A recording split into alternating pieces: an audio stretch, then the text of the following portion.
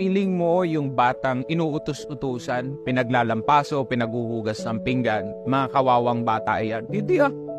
Alam mo natututunan ng mga batang yan? Obedience. Alam mo natututunan yan? Maging maliksi, maging malakas. Ang tunay na kawawa is yung mga batang binibaby. Kasi yung batang binaby, mga lampa.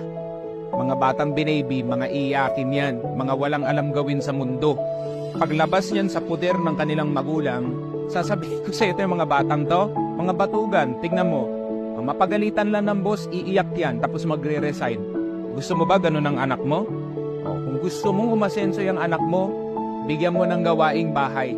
Matinding pundasyon yan para makatikim ng tunay na buhay yung batang yan. Mamili ka, malakas na bata or mahina. O ikaw, kapwa magulang ko, ikaw ang pipili niyan. Bibihin mo, lampay ang anak mo.